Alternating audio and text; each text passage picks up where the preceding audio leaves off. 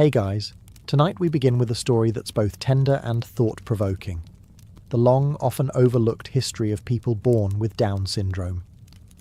From ancient societies where their presence was misunderstood, to more recent decades of stigma, progress, and advocacy, this journey reveals not only how far we've come, but how much further we still need to go to ensure every life is seen as valuable and full of potential.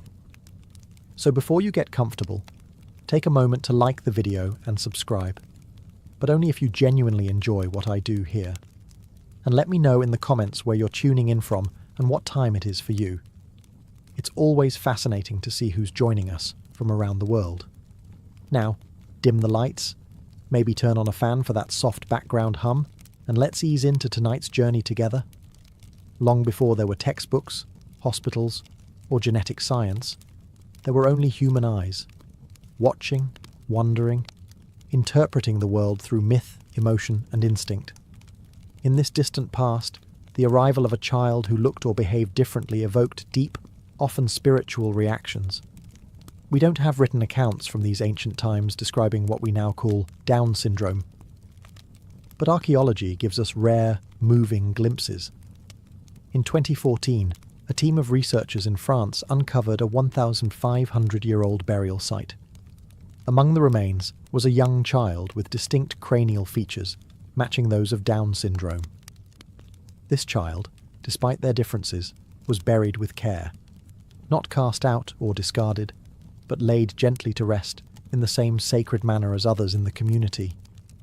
It's a small detail, but a powerful one. What it suggests is that long before medical terms were invented, some people responded not with fear, but with acceptance. In a world without diagnoses, perhaps this child was simply seen as a quieter soul. Maybe they were carried more often, spoken to more softly. Maybe they were loved, not in spite of their differences, but because of them. In other ancient cultures, physical and intellectual differences were often interpreted through a spiritual lens. Some were revered as having a special connection to the divine. Others, sadly, were misunderstood, feared, or shunned. Without a framework to understand conditions like Down syndrome, the reaction largely depended on the culture, the time, and the temperament of the surrounding people. The fact that we've found more than one ancient burial like this, including possible cases in ancient Rome and the Andes, tells us something quietly profound. People with Down syndrome have always been part of the human family. Always. Their presence is not a modern phenomenon. It is not a flaw to be corrected or a problem to be solved. It is part of the natural diversity of life, a thread woven into the human story since the beginning. These ancient burials whisper to us across time. They say, "I was here, I mattered, I was not forgotten." And as we journey deeper into history, we'll see how that whisper was sometimes drowned out, and how it slowly found its voice again. As we step into the classical world, ancient Greece, Rome, Egypt, India, and beyond, we enter civilizations rich with myth, philosophy, and symbolism. In these societies, difference wasn't always interpreted medically. Instead, it was often understood through metaphor, religion, and mystery. People who looked or acted differently were often cast in symbolic roles. Some were seen as touched by the gods, vessels of divine will, omens, or cosmic messengers. Others were viewed with suspicion, seen as signs of imbalance, impurity, or ancestral sin. In either case, individuals with cognitive or physical differences were rarely just people. They were symbols. This was the world before genetics, before science. So, if a child was born with Down syndrome, soft facial features, slower speech development, a gentler demeanour, their presence might spark stories rather than diagnoses. Some cultures believed such children were blessed, closer to the spirit world. Others feared they carried bad luck or divine punishment. In Egyptian and Greco-Roman traditions, myths included tales of children born under strange stars or touched by divine forces. There's no clear reference to Down syndrome in these texts. but they reflect a worldview where difference was interpreted as fate or prophecy.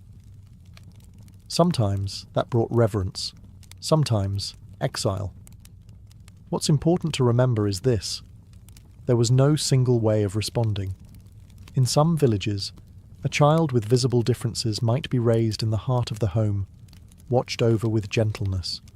In others, they might be hidden, excluded, or abandoned. Everything depended on the culture's worldview and the hearts of the people nearby. For example, in some ancient Hindu texts, children born with certain characteristics were seen as manifestations of karmic cycles, lives returning in new forms to teach, to heal, or to be healed.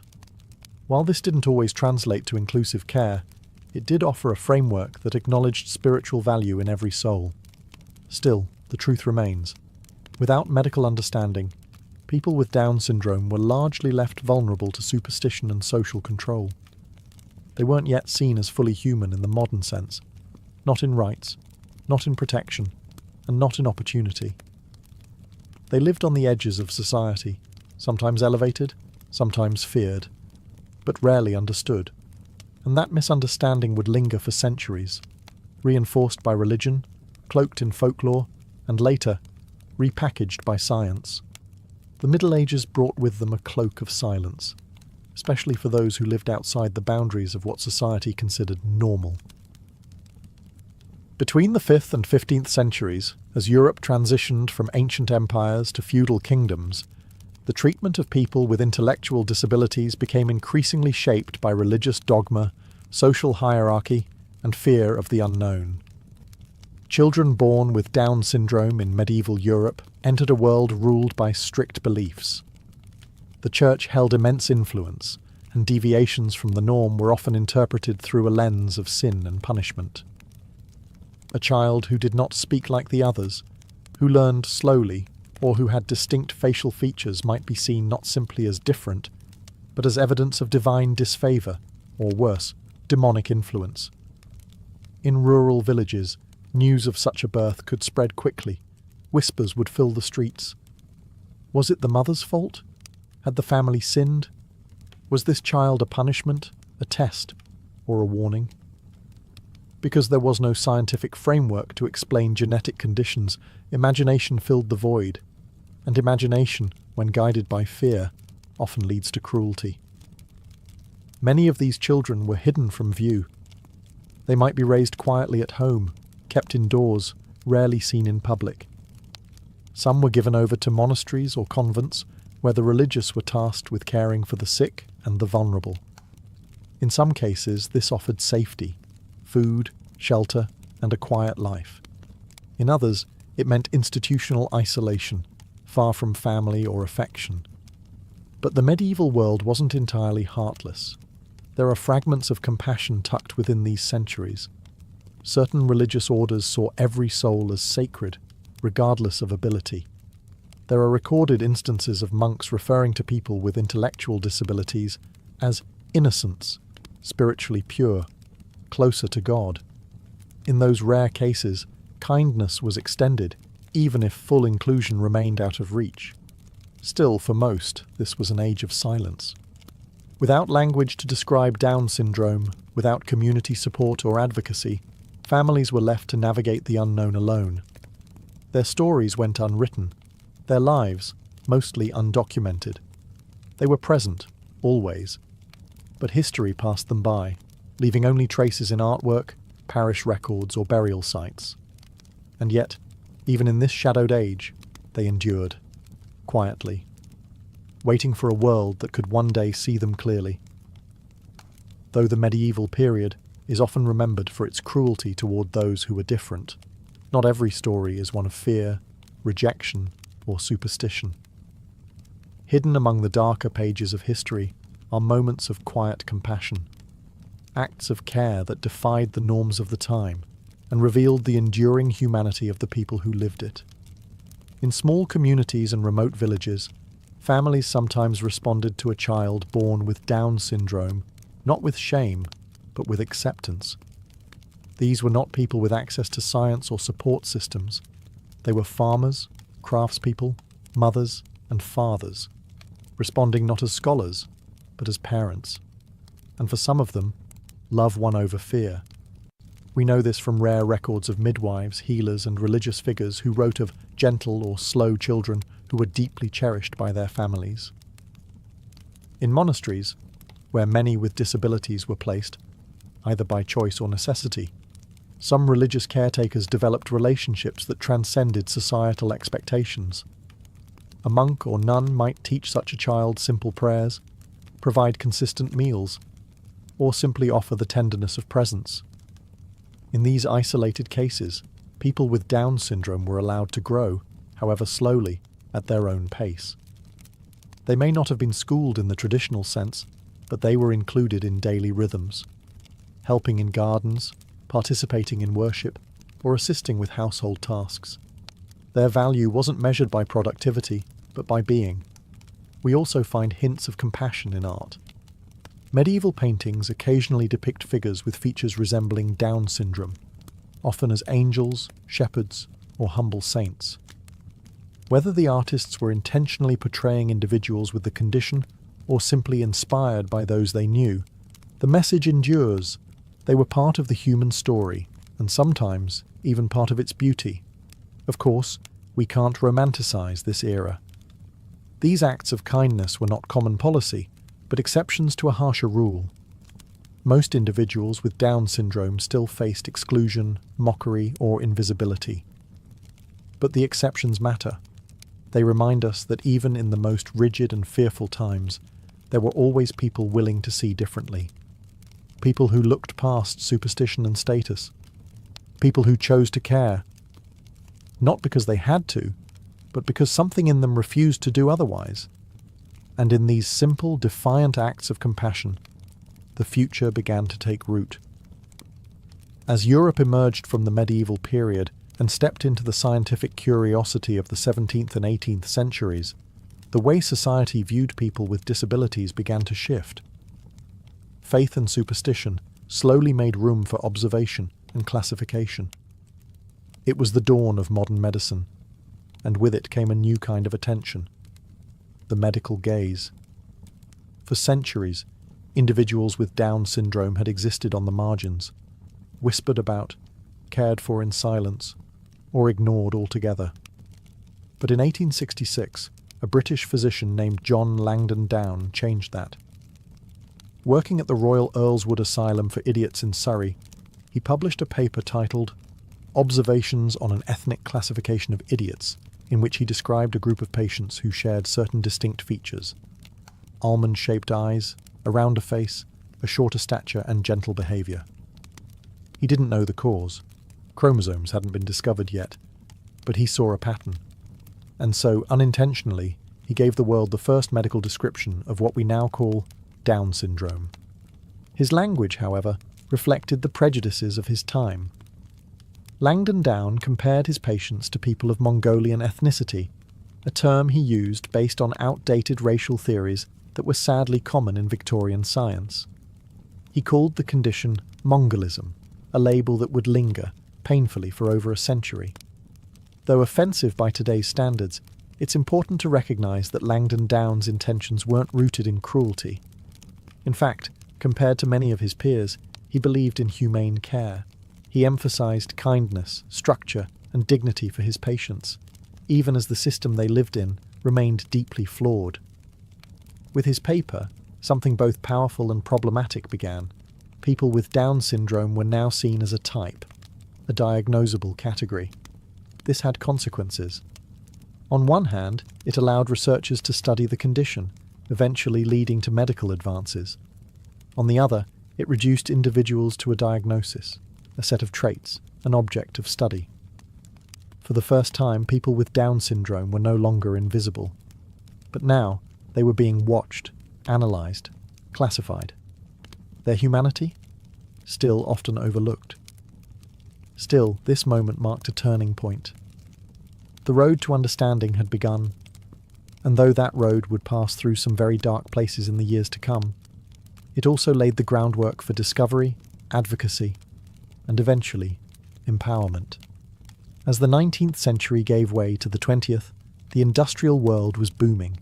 Cities were expanding, technology was advancing, and systems were being built to organize nearly every aspect of human life. Among these were institutions, sprawling facilities designed to house people who didn't quite fit the mold of a rapidly modernizing society. For individuals with Down syndrome, these institutions became both a refuge and a prison. Families, especially those in working-class communities, were told by doctors, clergy, or local officials that their child would be better off in a specialized facility. These institutions promised safety, structure, and expert care. But the reality was often far grimmer. Many of these places were overcrowded, underfunded, and severely lacking in trained staff.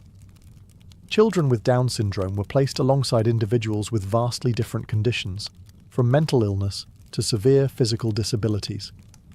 There was little personalization, even less understanding, and almost no opportunity for growth. Residents wore uniforms, followed rigid schedules, and had little say in their daily lives. For decades, this system was seen as progressive. In fact, some families believed they were doing the right thing, sparing their children from the stigma and struggle they might face in the outside world. But for the children themselves, the experience was one of disconnection. They were removed not only from society, but from their families, their communities, and often their sense of self. Institutionalization also allowed the broader public to ignore the existence of people with Down syndrome. Out of sight became out of mind. Schools didn't adapt, workplaces didn't accommodate, and the myth persisted that these individuals couldn't learn, couldn't grow, and didn't belong. There were exceptions, of course. A few institutions offered genuine care, where staff treated residents with patience and warmth. Some children formed lasting friendships, even family-like bonds, with one another and with the rare caregivers who saw their value. But these were islands of light in a sea of systemic neglect. Perhaps the most heartbreaking part of this era is how many bright, kind, and capable individuals lived their entire lives behind locked doors. Not because they were dangerous, but because the world wasn't ready for them. This chapter in history is a sobering one. But it's also a setup, because the tide would eventually turn, and the people once hidden away would begin to step into the light, not alone, but with their families, advocates, and a voice the world could no longer ignore. As the 20th century unfolded, science and medicine continued to progress, but not always in the right direction. What should have been a time of growing understanding for people with Down syndrome became, instead, a period where cold theories and dangerous ideologies stripped away humanity. This was the age of eugenics. Born out of a misguided desire to improve the human race, the eugenics movement took hold in many parts of the world. It wasn't confined to fringe thinkers. It was embraced by governments, doctors, universities, and public health campaigns, all under the pretense of science. People with Down syndrome were labelled as unfit, defective, and a burden on society. The logic was chilling. If certain traits were seen as undesirable, then perhaps they could be prevented or eliminated through sterilization, institutionalization, or selective breeding. And so, in countries like the United States, Canada, Sweden, and the UK, laws were passed that allowed the forced sterilization of individuals with intellectual disabilities. Many young women and men with Down syndrome were unknowingly or forcibly sterilized without consent, often under the guardianship of the state. They were denied the right to parenthood, to family life, or even to basic bodily autonomy. The very things that make us human, love, connection, choice, were systematically denied. But nowhere was this ideology more violently applied than in Nazi Germany. Under Adolf Hitler's regime, the concept of a pure race took on horrifying consequences. The so-called T4 program targeted children and adults with disabilities, including Down syndrome, for extermination. Thousands were taken from their families and murdered in clinics masquerading as hospitals. Some were starved, others were poisoned by gas or lethal injection. Their deaths were hidden in bureaucracy, listed as pneumonia or heart failure. Their names were erased their existence declared life unworthy of life. These acts were not crimes of war, they were policy, and they were carried out in the name of progress. This chapter in history must never be forgotten. It is a brutal reminder of how easily science, when divorced from ethics and compassion, can be used as a weapon. But even in those darkest days, there were people, parents, nurses, quiet resistors, who fought to protect these lives, who saw their worth, who whispered the truth the world refused to hear. They are the ones who planted the seeds of the resistance that would follow.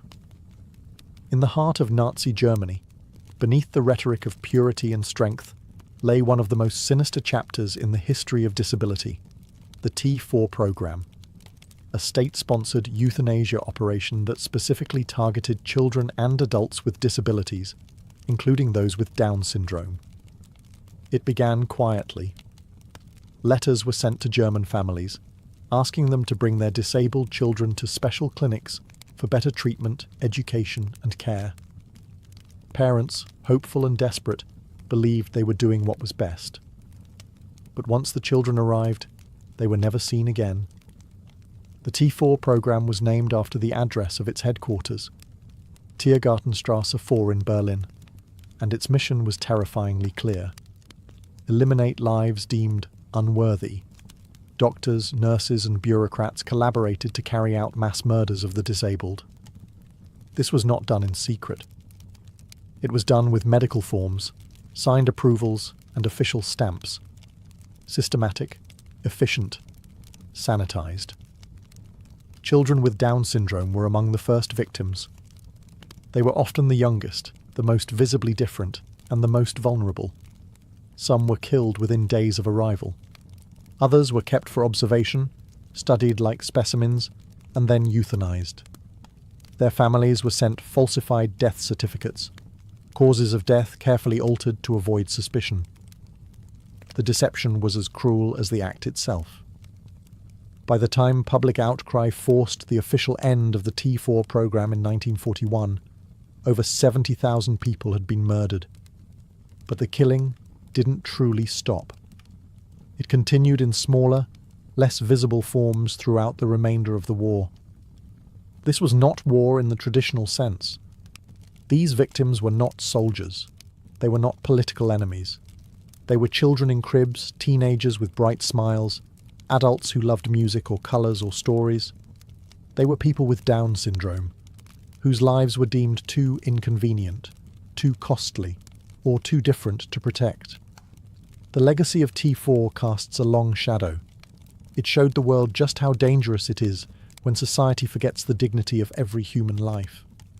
It wasn't just a Nazi crime. It was a human crime, one enabled by silence, stigma, and the belief that some lives matter more than others. But out of that darkness, something began to stir, an awakening. The world, horrified by what had happened, began to ask deeper questions about inclusion, ethics, and the meaning of care. It would be a long road to healing, but the reckoning had begun. In the aftermath of World War II, as the world reckoned with the unimaginable horrors of the Holocaust, something began to change. Slowly, quietly, but undeniably. The global community had seen, in stark and brutal terms, what happened when entire groups of people were devalued, dehumanized, and discarded. And while this reckoning initially focused on race and religion, it soon extended to people with disabilities, including those with Down syndrome. The moral shock of the T4 program ignited a movement. Parents who had once been told to give up their children, who had been pressured to institutionalize or stay silent, began to speak out.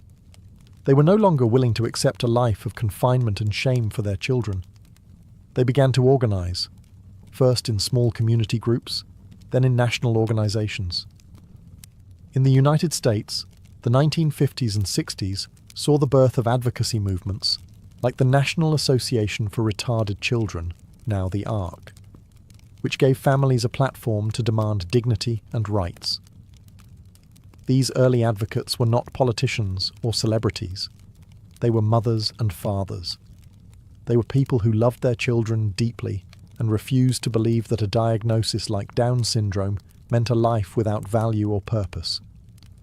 They began to challenge outdated laws, push for better medical care, and demand access to public education, which at the time was denied to most children with intellectual disabilities. The civil rights era provided momentum.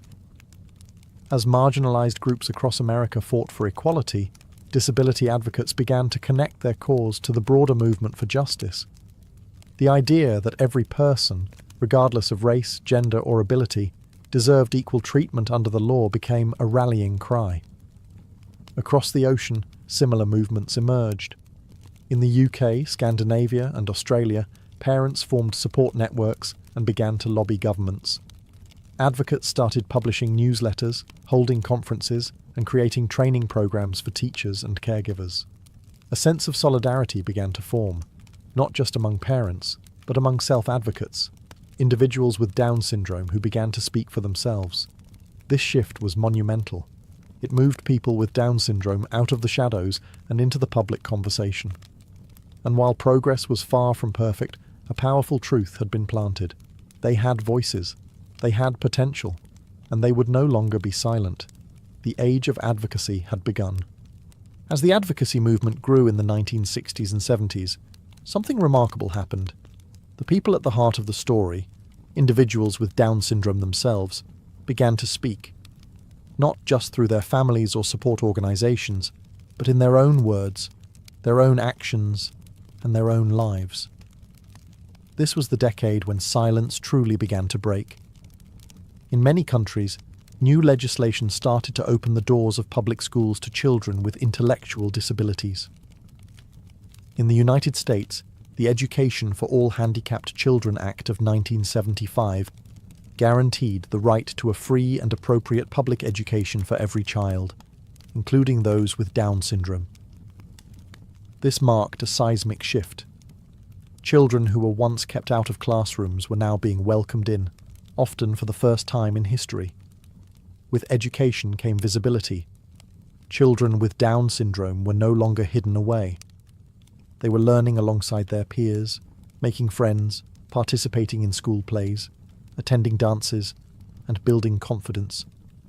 Teachers, many of whom had never worked with a child with an intellectual disability before, discovered something unexpected. These students had so much to offer. They were capable of learning, growing, and contributing, not just to the classroom, but to the school community as a whole. This visibility extended beyond the classroom. As social norms evolved, people with Down syndrome began to appear in magazines, on television, and eventually in film. In the UK, a groundbreaking documentary aired in 1979 called A World Apart, which followed the life of a young woman with Down syndrome. It was raw, honest, and deeply humanizing. For many viewers, it was the first time they had seen someone with the condition portrayed with dignity and depth. Families, too, continued to share their stories. Personal essays, memoirs, and photo essays began to circulate, showing everyday moments of joy, frustration, growth, and love. These stories didn't sugarcoat the challenges, but they shattered the myth that life with Down syndrome was only sorrow or struggle. And most importantly, self-advocates began to rise. Young adults with Down syndrome started giving speeches, attending conferences, and sharing their experiences. Their message was simple but powerful. We are not less, we are different, and we have something to say. This chapter in history marks the birth of visibility, when the world was finally forced to look, to listen, and to begin seeing people with Down syndrome not as cases, but as human beings. By the 1980s and 1990s, the growing chorus of advocacy, education, and self-expression began to reshape not only public policy, but public perception. A new understanding of Down syndrome was taking root, one that viewed individuals not as problems to manage, but as people to include, support, and celebrate. This shift was driven by several forces coming together at once. Medical advancements were improving health outcomes. Educational reforms were increasing inclusion. And most importantly, a generation of children with Down syndrome, who had been born into a world of advocacy instead of silence, were growing up in full view of society. Medical care played a key role in this transformation. Pediatricians began receiving better training on developmental disabilities. Heart surgeries, once considered too risky or unavailable for children with Down syndrome, became more routine, dramatically improving survival rates. Therapies like speech, occupational, and physical therapy were being offered earlier and more consistently, helping children develop skills that were once considered unreachable. As a result, life expectancy began to climb. In the 1960s, many children with Down syndrome were not expected to live beyond their teens. But by the 1990s, that number had risen dramatically, reaching into the 50s and 60s, with some individuals living well into old age. For the first time in history, people with Down syndrome were not just surviving childhood, they were becoming adults with full lives ahead of them. This new reality forced society to ask deeper questions. What kind of adulthood would they have? Could they work? Could they live independently? Could they marry? The answers, increasingly, were yes. Supported employment programs began connecting adults with Down syndrome to meaningful jobs in grocery stores, offices, hotels, and even businesses started by self-advocates themselves. Housing cooperatives and group homes allowed for semi-independent living. And across the world, stories began to emerge of romantic relationships, marriages, and deep friendships formed between people who, just decades earlier, might never have had the chance to meet one another, let alone dream of a future. It was becoming clear. People with Down syndrome were not defined by their condition. They were individuals, with strengths, struggles, personalities, and dreams. And the world, slowly but surely, was learning how to make room for them. By the early 2000s, something truly beautiful was happening. Individuals with Down syndrome, once hidden away in institutions or quietly raised at home, were stepping into the spotlight. Not for pity, not for tokenism, but for the same reasons anyone steps forward, to be seen, heard, and recognized for who they are. Representation was no longer limited to medical journals or advocacy newsletters. People with Down syndrome were appearing in commercials, modeling campaigns, television shows, and even on stage. For the first time, audiences around the world were seeing the joyful, complex, and deeply human reality of living with Down syndrome through the voices and stories of those who lived it. In 2009, a young woman named Madeline Stewart from Australia made global headlines when she became one of the first professional models with Down syndrome. Her photographs weren't just beautiful, they challenged fashion's long-standing standards of beauty. Madeline walked runways in New York, Paris, and London, inspiring thousands and shifting what was considered normal in the modelling world. In Spain, Pablo Pineda became the first person with Down syndrome in Europe to earn a university degree. He didn't just succeed academically, he became an educator, public speaker, and ambassador for inclusion. His visibility helped dispel one of the oldest myths surrounding the condition, the belief that people with Down syndrome could not think deeply, study, or contribute intellectually. Television shows began featuring characters played by actors with Down syndrome, not as side notes, but as fully developed roles. In the US, Lauren Potter starred in the hit series Glee, bringing visibility and confidence to a new generation of viewers. Her advocacy, both on and off screen, helped normalize what had once been misunderstood. But this wasn't just about fame. It was about everyday visibility. People with Down syndrome working in bakeries, greeting customers at hotels, living in apartments, and celebrating birthdays with their communities.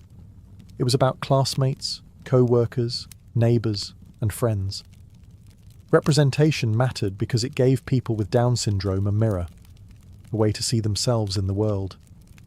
And it gave the rest of society a window into their world, one filled with humour, love, ambition, and individuality.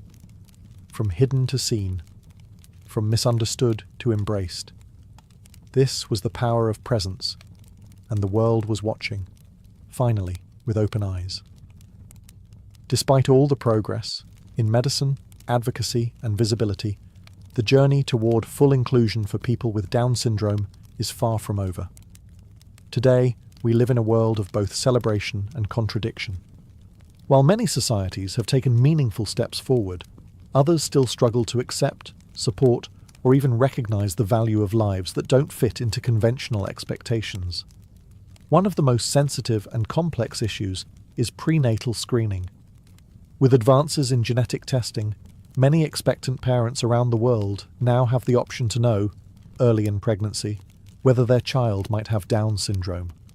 And while information can be empowering, it can also lead to difficult decisions, especially in cultures where disability is still feared or misunderstood. In some countries, particularly in parts of Europe and Asia, termination rates following a prenatal diagnosis of Down syndrome are alarmingly high, reaching over 90% in some regions. This raises deeply emotional questions.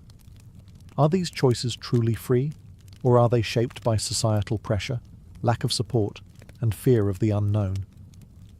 Many parents have shared that they were given the diagnosis in cold clinical terms, with a long list of risks, but little mention of joy, growth, or possibility. Few were introduced to families raising happy, thriving children with Down syndrome. Fewer still were told about the growing community of adults living fulfilling, independent lives. In this silence, fear grows. The issue isn't about judgment, it's about understanding. The truth is, many societies still haven't made space for people with Down syndrome to be fully included in education, employment, housing, or relationships. Too often, parents are left to navigate these systems alone, and children are still met with lowered expectations, limited access, or subtle exclusion. There's also the challenge of tokenism. Representation is growing, but sometimes it's treated as novelty instead of normalcy. A few success stories are celebrated loudly, while many still live on the margins, unseen. And yet, in the face of these challenges, the movement continues. Advocates, including people with Down syndrome themselves, are pushing for better policies, deeper inclusion, and a cultural shift toward true acceptance. Because the ultimate goal isn't just awareness, it's belonging. A world where no one with Down syndrome is seen as a mistake, but as a life worth living, loving, and lifting up. When we look back across the centuries, at the silence, the stigma, the rejection, and the resistance, one truth rises above all the noise. Every life has meaning. This isn't just a belief. It's a fact that history, time and again, has quietly tried to prove, even when society refused to see it. People with Down syndrome have always been part of the human family. From ancient burial sites to medieval villages, from the cold halls of 19th century institutions to the red carpets of the 21st century, they have been here, living, laughing, struggling, surviving, teaching. What they have offered the world isn't always loud or glamorous. It's quieter, but no less powerful. Their lives often radiate gentleness, honesty, and emotional intelligence. Many who live or work with individuals with Down syndrome speak of a rare kind of sincerity, a disarming warmth that can shift an entire room. Not because they're inspirational, but because they are present, real, and deeply human.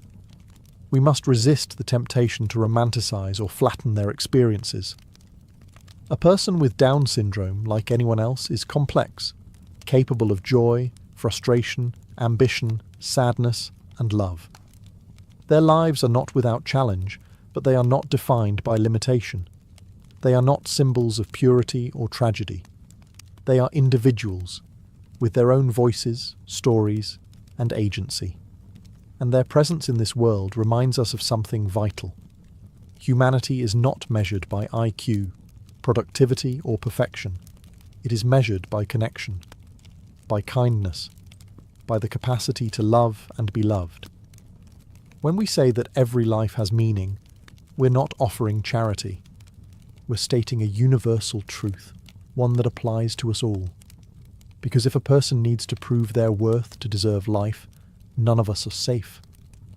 But if we start from the belief that worth is inherent, that every person matters just because they are, then we begin to build a world where everyone truly belongs. People with Down syndrome don't need our pity. They need our presence, our partnership, our willingness to listen, adapt, and make space. Their lives are not side notes in history. They are chapters in the human story, and some of the most beautiful ones at that. So, how were people with Down syndrome treated throughout history? The honest answer is layered and complex. A story of sorrow and silence, but also of resilience, revolution, and love. For much of recorded history, they lived in the shadows, misunderstood in ancient myths, hidden away during the medieval period, and objectified under the cold gaze of early medicine. At times, they were feared. At times, forgotten. And in the darkest moments, like during the eugenics movement and Nazi Germany, they were targeted simply for existing.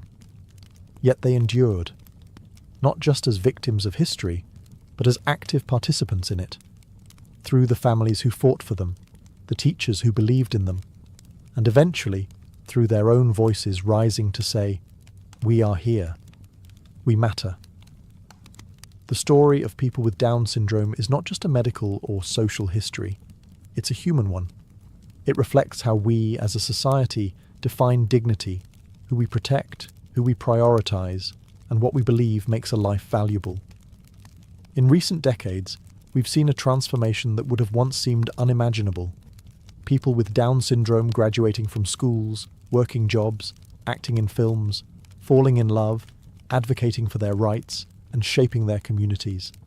From exclusion to celebration, the arc of this journey speaks not only to their strength, but to our collective potential to evolve. But this progress did not happen by accident. It came from love, fierce, stubborn, and persistent love, from parents who refused to accept silence, from doctors who chose empathy over protocol, from educators who saw ability where others saw deficit, and from people with Down syndrome themselves, who lived authentically in a world that often underestimated them. That legacy of courage, presence, and perseverance is still being written today. As we close this journey through history, may we carry forward the lessons it offers, to question inherited prejudice, to uplift the unheard, and to recognize that the value of a person is never up for debate. People with Down syndrome are not anomalies in the human story. They are threads in its very fabric, woven with grace, endurance, and the quiet power of being fully, unapologetically alive.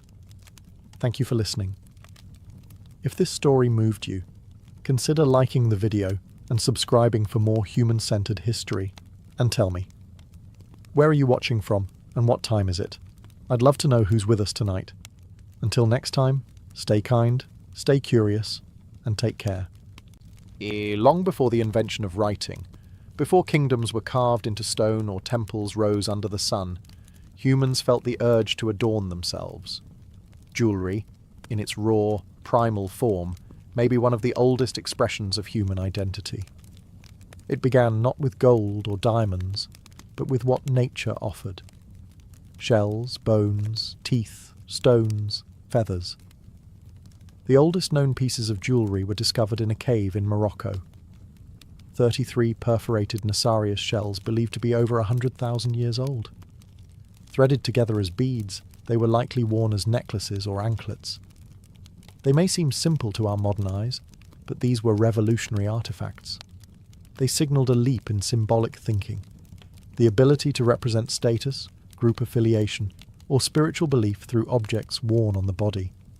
In prehistoric cultures, jewellery was not made for vanity. It was communication. A necklace of animal teeth might suggest a hunter's prowess. A string of shells could symbolize fertility, trade, or kinship. In many early burial sites across Europe and Africa, skeletons are found with ornaments placed carefully around the neck, wrists, and ankles. Evidence that jewellery played a role in rituals of death and remembrance, guiding souls into the afterlife, or marking them as members of a sacred lineage. Even among nomadic and tribal communities, where survival was the primary concern, Time was devoted to crafting adornments. Pieces were shaped, polished, engraved. Pigments were applied. These acts show us that jewellery wasn't frivolous. It was central to the human experience, a way to carry meaning, memory, and magic. What's especially fascinating is that this early jewellery emerged independently in different parts of the world. From Siberian mammoth ivory bracelets to African ostrich shell beads, cultures separated by oceans and language all turned to ornamentation. Why? Because jewellery satisfies something universal: the need to belong, the need to express, the need to transform the body into something more than just flesh and bone. Long before precious metals and royal crowns, jewellery was deeply human, a silent language of identity, protection, beauty, and belief. It was our first sparkle, and from that first glint of a bead strung through twine, an entire world of adornment was born. As early human societies evolved into great civilizations, so too did the art of jewellery. In the cradle of civilization, Mesopotamia, gold became not just a metal, but a language of power and prestige. Artisans of Sumer, Akkad, and Babylon crafted intricate pieces from gold, silver, and precious stones like carnelian, lapis lazuli, and agate. Jewellery adorned not just the living, but the statues of gods, as offerings in temples glistening with sacred light. Mesopotamian jewellery was deeply symbolic. Spiral motifs represented eternal life, while geometric patterns spoke of cosmic order. Women of high status wore elaborate headdresses, bracelets, and pendants, often buried with them to ensure continuity in the afterlife. These items weren't mere accessories. They were extensions of divine favour, political power, and cultural sophistication. Meanwhile, in the rich, sun-drenched land of Egypt, jewellery reached an even deeper spiritual resonance. Gold, abundant in Nubia and treasured by the Egyptians, was considered the flesh of the gods, incorruptible, eternal, and sacred. Every piece worn by a pharaoh or priestess was crafted with purpose, to protect, to invoke, to transform. Amulets held immense importance. The scarab beetle symbolized regeneration and rebirth.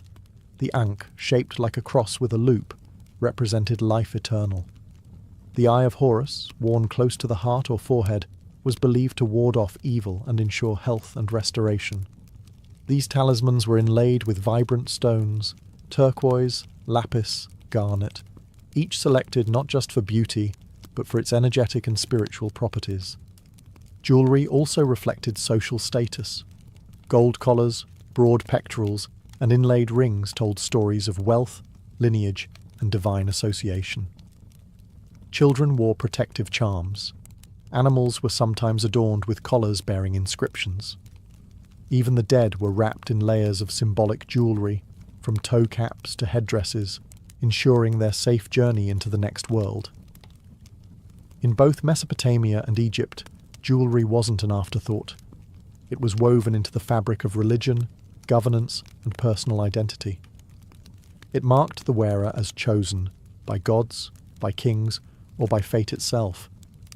This era set the stage for what jewellery would continue to be: a shimmering extension of the soul, a coded language of beauty, power, and protection, forged in fire, polished by belief. As civilization blossomed around the Mediterranean, jewellery evolved into an art form that married personal beauty with civic identity.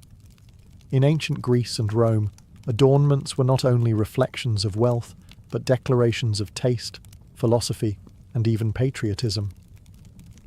The Greeks believed in harmony, not just in architecture and sculpture, but in the human form itself. Jewellery was designed to complement the body, enhancing natural elegance rather than overpowering it. Gold wreaths shaped like olive branches adorned the heads of both gods and mortals. Earrings and bracelets featured detailed repoussé work, often depicting mythological scenes: Athena with her owl, Aphrodite rising from the sea, or Eros, the god of desire, clutching an arrow. Gemstones became more prominent, but they were prized not only for colour, also for meaning. Carnelian was believed to calm anger. Amethyst protected against intoxication. Engraved gems, called intaglios, were used as personal seals, pressed into wax to sign documents. These pieces held not just beauty, but identity and authority. In Rome, jewellery became even more widespread and opulent. With the expansion of the empire came access to exotic materials, pearls from the Persian Gulf, emeralds from Egypt, sapphires from Sri Lanka. Roman women, especially of the upper class, wore layers of adornment, from elaborate fibulae, brooches, that held their garments together to rings on nearly every finger. Men, though more restrained, still wore signet rings and amulets, often inscribed with protective symbols or family crests. Jewellery in Rome also crossed the lines of class. Freed slaves, once given citizenship, would wear gold rings as a mark of their new status. Soldiers returning from conquest often bore spoils of war in the form of jewellery, not just for personal use, but as offerings to the gods. But it wasn't all vanity. Many items were worn for protection. The bulla, a locket worn by Roman children, held amulets to guard them from evil spirits. Even emperors believed in the power of charms. Tiny figures of Hercules, serpents and phallic symbols were worn under togas, hidden but believed to be potent. For the Greeks and Romans, jewellery was more than accessory. It was biography. Each piece told a story, of lineage, of virtue, of belief. It announced who you were, what you valued, and sometimes who you prayed would protect you. While the Mediterranean world shaped jewellery through aesthetics and empire, the East, particularly India, forged a path where adornment became inseparable from spirituality, ritual, and the rhythms of life itself. In India, jewellery was not merely decorative. It was sacred. It was symbolic. It was, and still is, part of the soul's language. From the Indus Valley civilization around 2500 BCE, archaeologists have uncovered beautifully detailed bangles, nose rings, and bead necklaces crafted from carnelian, gold, and faience. Even then, Indian artisans showed extraordinary skill and an intuitive sense that jewellery was not just worn, it was lived in. Unlike the West, where jewellery often indicated wealth alone, in India it served as a kind of visual scripture, telling stories of love, fertility, protection, and divinity. Gold was, and remains, the most revered material. It's associated with Lakshmi, the goddess of prosperity, and considered pure, auspicious, and eternal. Women often receive gold jewellery at birth, during marriage, and as part of inheritance, not just as gifts, but as security, spiritual armour, and a symbol of their worth. Each part of the body had its own sacred ornament. Mangtika for the forehead, believed to stimulate the sixth chakra. Jhumkas for the ears, anklets that sang with every step, and toe rings that symbolized marital status. Bangles worn in pairs were said to bring harmony to a woman's energy, while nose rings linked her to sensuality and strength. But Indian jewellery wasn't limited to women. Kings wore gem-studded turbans, jewelled armlets, and rings that carried the weight of dynasties. Warriors went into battle with talismans tied around their necks or wrists, pieces blessed by priests to bring courage or ward off death. In other parts of the East, such as China and Southeast Asia, jade became the stone of immortality. It was more prized than gold, believed to preserve the spirit and harmonize the body. Dragons, phoenixes, and lotus flowers were carved into pendants worn from birth until death, and often buried with the wearer to guide them into the next world. Across the East, jewellery was, and remains, a form of prayer, power, and poetry. It speaks without words, protects without swords, and decorates not just the body, but the journey of life itself. In medieval Europe, jewellery took on new forms and new meanings, shaped by a world torn between the splendour of royalty and the solemnity of religion. This was a time when crowns were considered divine symbols, when rings sealed fates and alliances, and when even the humblest pendant could carry the weight of a prayer. As Christianity spread across Europe, jewellery evolved from pagan amulets to sacred symbols of faith. Crosses became common pendants, worn to protect and to proclaim devotion. Relics, fragments of saints' bones, pieces of holy cloth, even drops of what was believed to be Christ's blood, were encased in ornate reliquaries and worn close to the heart. These were not just objects of beauty, they were considered spiritually charged, capable of healing or intercession. Monasteries and churches commissioned goldsmiths to craft elaborate chalices, bishops' rings, and rosary beads strung with pearls or jet. Every piece served a function: to inspire awe, demonstrate piety, or signify authority. Jewellery was no longer just personal, it had become political and theological. In royal courts, jewellery was a statement of lineage and legitimacy. Crowns, sceptres, and brooches were embedded with sapphires, rubies, and emeralds, not just for beauty, but for symbolism.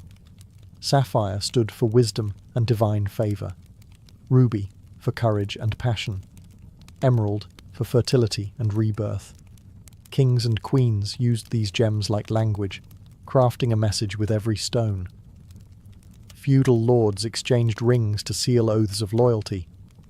Knights were given jewelled tokens, sometimes a lady's brooch or a locket, to carry into battle, worn over armour as both a charm and a symbol of their cause.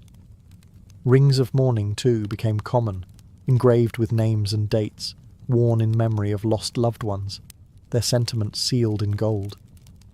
Among the rising merchant class, sumptuary laws dictated who could wear what.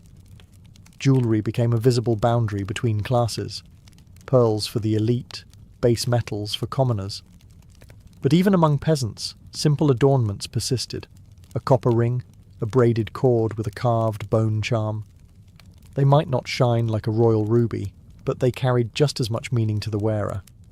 In the medieval world, jewellery was no longer just about wealth or beauty. It had become a vessel of belief, a tool of allegiance, and a bridge between the earthly and the divine. As Europe emerged from the shadows of the Middle Ages, the Renaissance swept across the continent like a rebirth of light. In this era of rediscovery, of science, art, and individualism, jewellery was elevated to an entirely new plane. No longer just symbolic or devotional, it became a statement of intellectual sophistication, artistic patronage, and personal elegance. The wealthy elite, nobles, merchants, and rising dynasties began to commission custom-made jewellery from master goldsmiths. These artisans, inspired by classical antiquity, fused techniques from ancient Rome and Greece with the innovations of the day. Enamelling flourished. Coloured gemstones were arranged in elaborate, symmetrical designs. Goldsmiths became artists in their own right, working in collaboration with painters, poets, and architects. Portraits from the 15th and 16th centuries show nobility adorned in delicate chains, jewelled hairnets, and neckpieces set with rubies, sapphires, and pearls. Jewellery wasn't merely decorative, it was a coded language. A locket could contain a lover's portrait or a lock of hair. A brooch might feature allegorical figures: Cupid for love, the phoenix for rebirth, or the Ouroboros, a serpent eating its own tail, to symbolise eternity. Religious jewellery still had a place, but it became more personal, less institutional. Tiny devotional pendants, etched with saints or biblical scenes, were hidden inside elaborate designs. Rosaries were strung with gold and coral beads, carried as much for status as for prayer. The Renaissance also saw the emergence of the gemstone as more than a symbol. It became a centerpiece. Cutting techniques improved, and gem merchants travelled far and wide to acquire diamonds from India, emeralds from Colombia, and pearls from the Persian Gulf. These stones weren't just worn. They were marvelled at, written about, and even passed through courts as diplomatic gifts. Women's jewellery was layered and opulent: girdles hung with trinkets, earrings with dangling pearls, collars thick with gems. Men wore chains of office, jewelled rings, and ornamented sword hilts. Jewellery became a wearable canvas, a blend of identity, aspiration, and artistry. In the Renaissance, beauty was divine, and jewellery, worn close to the body, became a way to express that divinity in gold, stone, and form, not as a whisper of status, but as a radiant, undeniable declaration of self. As the Renaissance gave way to the Baroque era, jewellery transformed once again, this time into a theatrical display of opulence, wealth, and global reach. From the 17th to the early 18th century, adornment became more dramatic, more extravagant, and more politically charged. Jewellery was no longer just a matter of taste. It was a proclamation of dominance, both personal and imperial. The courts of Europe, especially those of Louis XIV in France and the Habsburgs in Spain and Austria, embraced adornment as a performance. Necklines plunged, collars rose, and every exposed surface became an opportunity for decoration. Women wore bodices covered in gemstone clusters, while men draped themselves in heavy gold chains and gemstone-studded insignia. Hairpins, shoe buckles, gloves, and even fans were encrusted with precious stones. What fueled this explosion of glitter was more than just art. It was conquest. European powers were now expanding across the globe. The riches of India, Africa, and the Americas flooded into royal treasuries. Diamonds from Golconda, emeralds from Colombia, and gold mined by colonized labor became the raw material for European luxury. Jewelry became a display of colonial power, the sparkling reward of imperial ambition. One iconic example is the famed La Peregrina pearl. Discovered off the coast of Panama in the 16th century, it passed through the hands of Spanish royalty, Napoleon's brother, and eventually Hollywood icon Elizabeth Taylor. But behind its beauty lay centuries of conquest, labour, and cultural exchange. Baroque jewellery was not subtle. Brooches grew large and ornate, rings became miniature sculptures, and earrings often reached the shoulders. The scrolls, ribbons, and floral motifs of the period reflected the architecture and music of the time, ornate, layered, and bursting with emotion. Religious jewellery, too, reached new levels of complexity. Rosaries were set with diamonds. Reliquaries were made portable, worn as lockets filled with saints' bones and adorned with angels, doves, and golden thorns.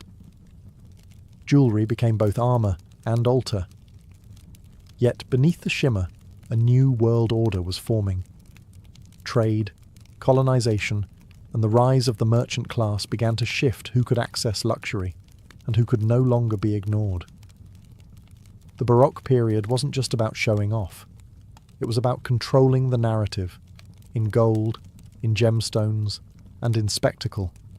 Jewellery told the story of who ruled the world and who paid the price for it. The 18th and 19th centuries were marked by upheaval. Revolutions toppled monarchies, the middle class gained power, and the Industrial Revolution reshaped how the world worked, dressed, and adorned itself. Jewellery, once the exclusive language of royalty and the church, began to evolve, becoming more democratic, more personal, and surprisingly, more romantic. In the wake of the French Revolution, ostentatious jewellery fell out of favour. Lavish displays of wealth could be dangerous. Simpler, neoclassical styles took hold, inspired by ancient Rome and Greece. A subtle nod to ideals of reason, equality, and restrained elegance. Think delicate cameos, laurel wreath motifs, and lockets worn under the collar close to the heart. But with the Victorian era came a different kind of extravagance, one not rooted in monarchy, but in sentiment. Queen Victoria of England set the tone for much of 19th century jewellery. Her love story with Prince Albert was immortalised in matching bracelets, mourning brooches, and lockets of hair. Jewellery became deeply emotional, an extension of love, grief, and memory. Engagement rings grew in popularity. So did birthstone jewellery and charm bracelets, each piece a fragment of one's personal story. Advancements in technology made jewellery more accessible. Mass production, electroplating, and machine-cut stones allowed the middle class to participate in trends once reserved for nobility. Costume jewellery emerged, not fake, but fashionable, allowing people to express themselves affordably and often. Meanwhile, global influence continued to expand. Japanese motifs entered Western design during the Art Nouveau movement. Persian and Mughal designs inspired the flowing, gem-drenched styles of elite ateliers. With colonization came both exploitation and cultural fusion, seen in the gemstones and aesthetics worn from Paris to New York. By the late 19th century, jewellery houses like Tiffany and Chamaus and Cartier were rising to prominence. These weren't just stores, they were brands that would help define luxury for the new century. Their designs blended elegance with identity, offering pieces that felt timeless yet modern, refined yet emotional. Jewellery in this era became more than status. It became wearable biography, celebrating births, mourning deaths, symbolising unions, and even marking independence. And just on the horizon, a revolution in style and design was approaching, one that would change the face of jewellery forever. The 20th century shattered traditions and redrew boundaries, in politics, in art, and most certainly in jewellery. From the Art Deco movement to street fashion, from the glittering red carpet to hand-woven tribal beads, jewellery became more than ornamentation. It became self-expression, a statement not just of status, but of identity, resistance, and reinvention. The early 1900s ushered in the bold geometry of Art Deco. Inspired by industrial design, Egyptian archaeology, and Jazz-Age glamour, this style celebrated clean lines, symmetry, and contrast. Platinum, onyx, and diamonds were favourites. Women wore long, linear earrings and flapper-style necklaces. Men adorned themselves with cufflinks and tie bars. It was a celebration of modernity, jewellery for a world speeding into the future. World wars temporarily shifted fashion toward restraint, but post-war prosperity reignited sparkle. In the 1950s, Hollywood shaped jewellery trends. Stars like Marilyn Monroe and Audrey Hepburn made diamonds and pearls synonymous with elegance. Meanwhile, houses like Cartier, Van Cleef & Arpels, and Harry Winston became symbols of global luxury, merging royalty with celebrity. By the 1960s and 70s, jewellery began to reflect rebellion. The counterculture movement embraced handmade, spiritual, and nature-inspired pieces. Beads, leather, and turquoise became signatures of the free spirit. In contrast, the disco era of the 80s brought maximalism back. Gold chains, oversized earrings, and bold gemstones mirrored a decade of ambition and excess. Then came identity jewellery, pieces worn to say, "This is who I am." Pride pins, nameplate necklaces, zodiac pendants, political brooches. Jewellery became a canvas for culture, belief, gender, and belonging. It told the world where you stood, who you loved, or what you survived. In recent years, the conversation around jewellery has expanded to include sustainability, ethics, and story. Lab-grown diamonds challenge old definitions of value. Heirloom redesigns give new life to family history. Artisan revival movements celebrate indigenous craftsmanship and community over mass production, and digital culture plays its part.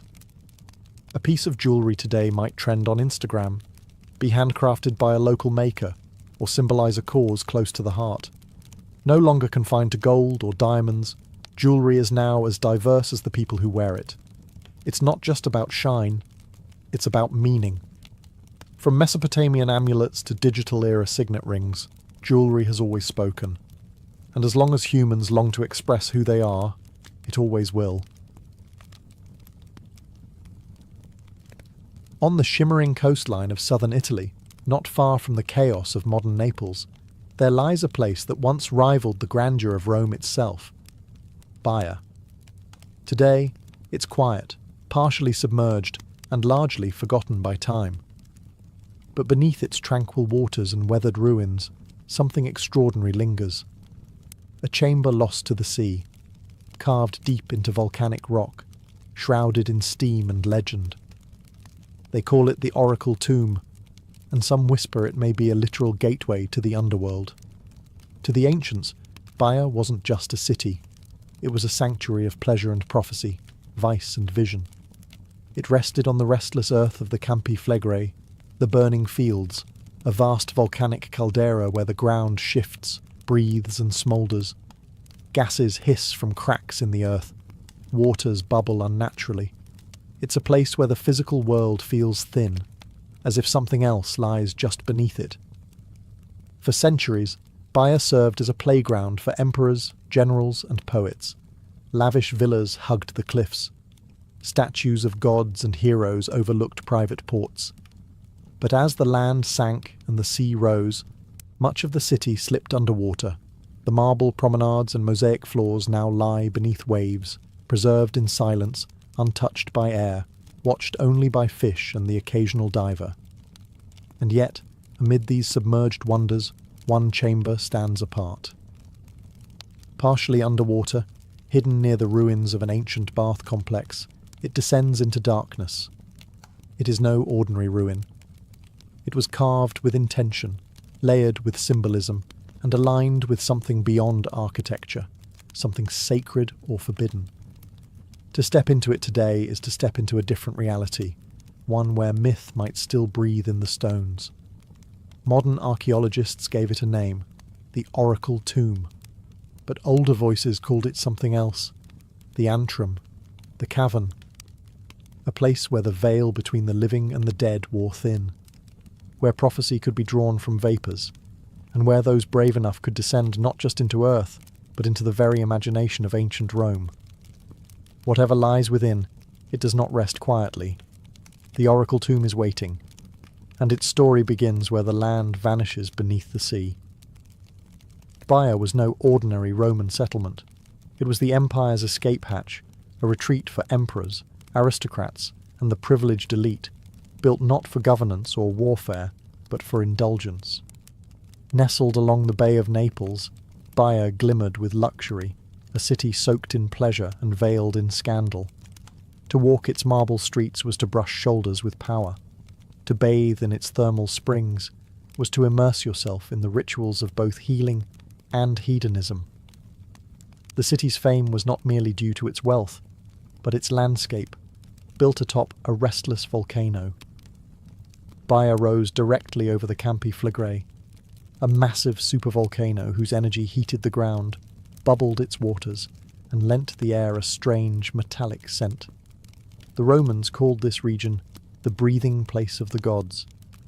Here, the earth itself seemed alive, shifting, exhaling sulphur, and whispering secrets through steam. It was here that Roman engineers and artists constructed magnificent bathhouses, domed pavilions, and private palaces that rivaled anything in the capital. Nero had a villa here. So did Julius Caesar, and later, Hadrian. These weren't just places of rest.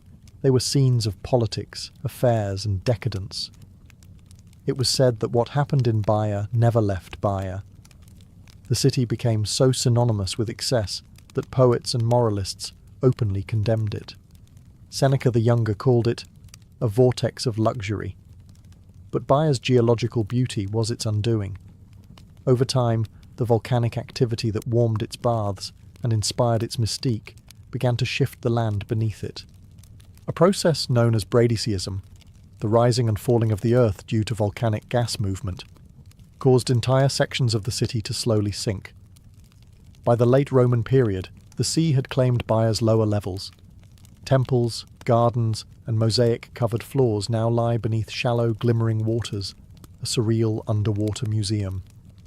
Divers today swim past marble columns and forgotten sculptures. What was once the seat of sensual pleasure is now eerily still, preserved by the sea like a sleeping ghost of empire. And it is here, among these sunken ruins and steaming fissures, that one structure remained hidden for centuries, a chamber untouched by time, carved into myth, and said to be the entrance to the underworld itself. The Oracle Tomb of Baia remained lost for nearly 2,000 years, buried beneath volcanic soil, shrouded by myth, and ultimately forgotten. That is, until the mid-20th century, when a quiet yet extraordinary discovery was made by a man who wasn't a famous archaeologist or a headline-seeking treasure hunter, but a British amateur explorer and civil engineer named Robert Paget. In the 1960s, Paget, along with his colleague Keith Jones and a small team of volunteers, began excavating a mysterious site near the ancient baths of Baia. Guided by ancient texts, geological surveys, and a sense that there was more beneath the surface than anyone realized, they uncovered a narrow, stone-lined passage that descended deep into the hillside. The tunnel seemed unremarkable at first, just another example of Roman engineering. But as they pressed deeper, they began to notice strange features, deliberately carved bends, sudden drops in temperature, rising humidity, and finally, a steeply descending passage flanked by benches carved into the rock. This was no aqueduct. It was ritualistic. The deeper they went, the more it resembled something sacred or forbidden. Their excavation revealed a carefully engineered journey downward, culminating in a chamber partially submerged in water. Sulphurous steam rose from the black pool. The air was thick, the visibility low. And there, in the darkness, was a sense of disquiet, as if the ancient stone itself remembered. Paget was convinced. They had found the legendary Antrum, the sacred cave described by ancient Roman writers, believed to be the domain of the Cumaean Sibyl, the prophetic priestess of Apollo. This was no tomb in the traditional sense. It was a portal, a constructed descent into the underworld, where rituals of prophecy, initiation, and perhaps even necromancy had once taken place. The layout aligned eerily with classical accounts. Virgil, in his Aeneid, wrote of Aeneas descending into Hades near Lake Avernus, just miles from Baia. The Sibyl, he said, led him through a stifling cave of shadows and fumes. Now, Paget and his team had seemingly walked the same path.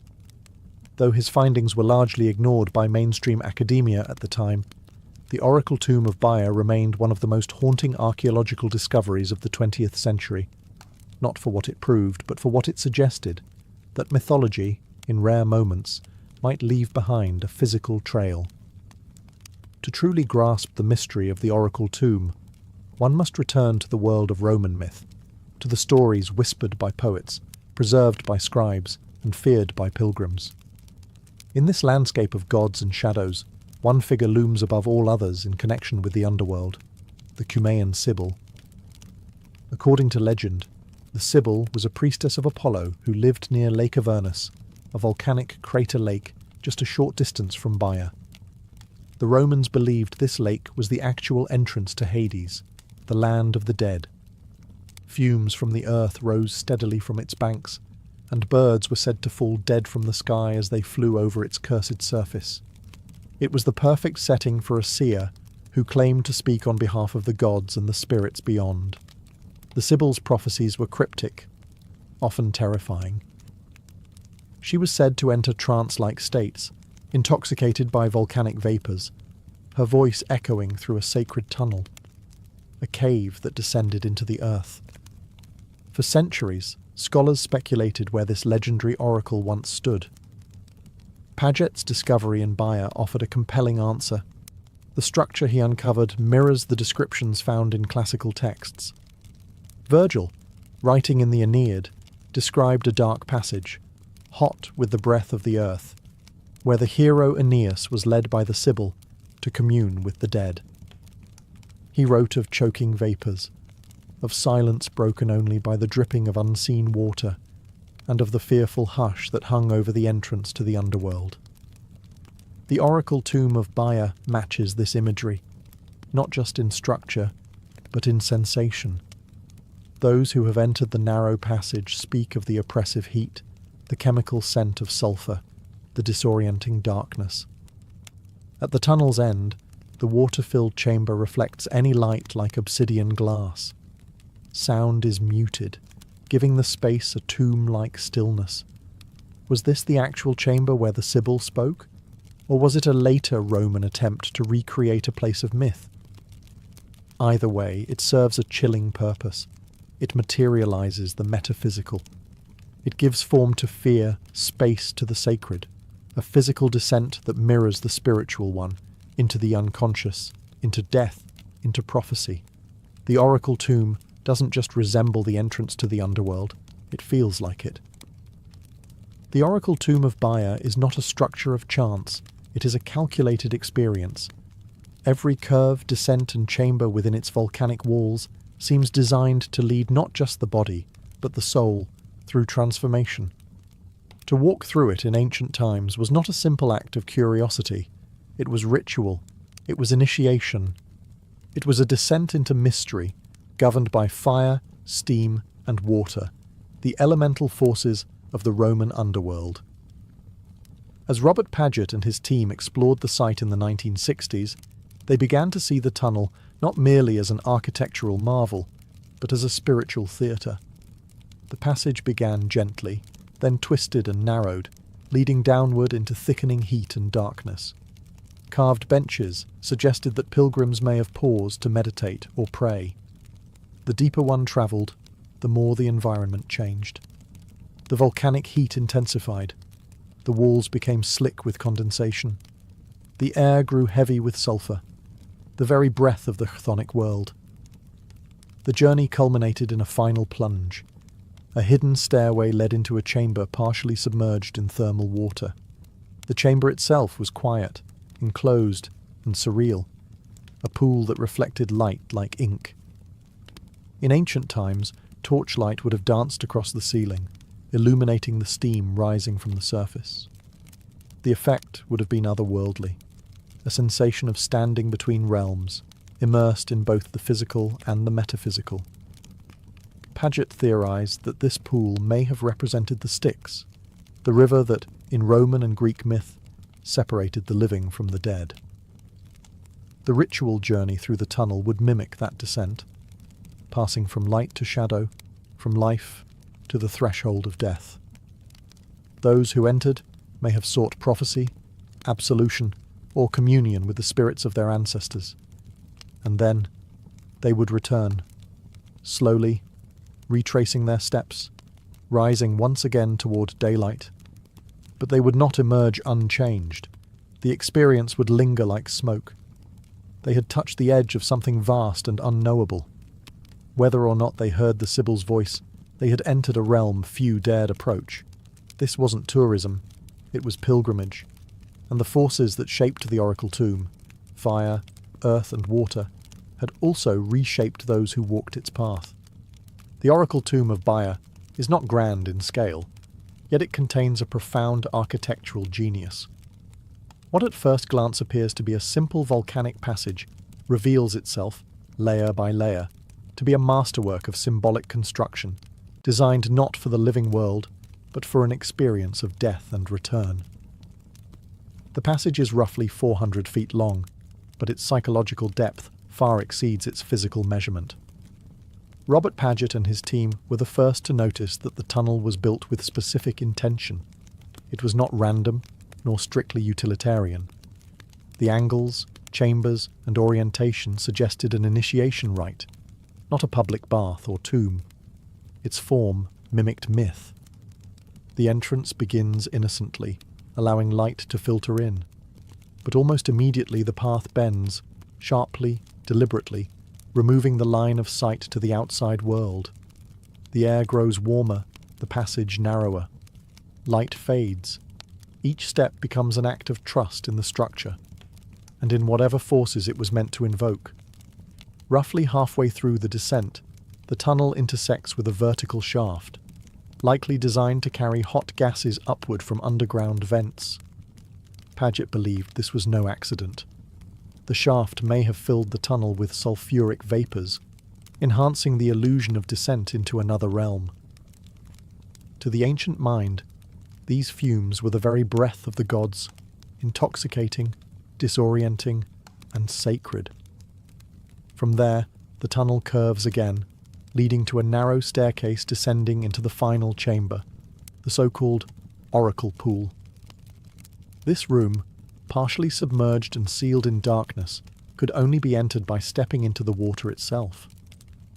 Some scholars believe a hidden priestess or attendant may have spoken from an unseen alcove, delivering prophecies in a trance-like voice, aided by the echo of stone and the distortion of steam. The architecture, in this view, was a kind of spiritual technology. It altered the senses, controlled the journey, and created the illusion, or perhaps the reality, of divine contact. Like the Great Pyramids of Egypt or the ziggurats of Mesopotamia, this was a space built for transition between worlds. It wasn't meant to impress. It was meant to transform. The oracle tomb didn't just house rituals, it was the ritual carved into stone. The oracle tomb of Baya stands at a peculiar crossroads, between archaeology and allegory, between physical ruin and immortal myth. It forces us to ask, where does history end and legend begin? The Cumaean Sibyl, long associated with the nearby cave systems of Cumae, is not just a mythological figure. She was recorded by Roman historians, feared by generals, and immortalized in literature. According to legend, she was granted a 1,000-year lifespan by Apollo, but forgot to ask for eternal youth.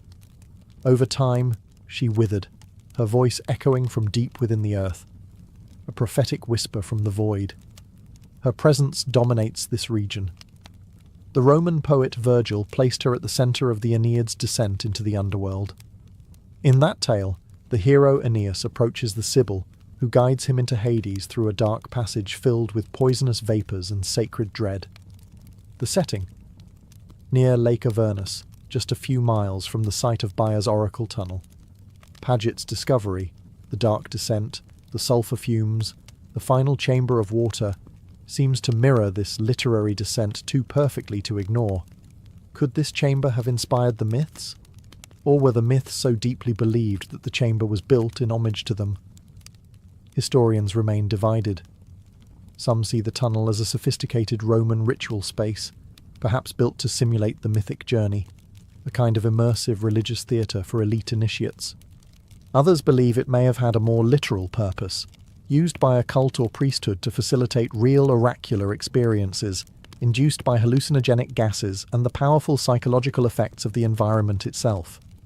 There is also the possibility that it was both. For ancient Romans, myth and reality were not separate domains. A temple didn't merely represent a god, it housed one. A cave didn't just resemble the underworld, it was the threshold.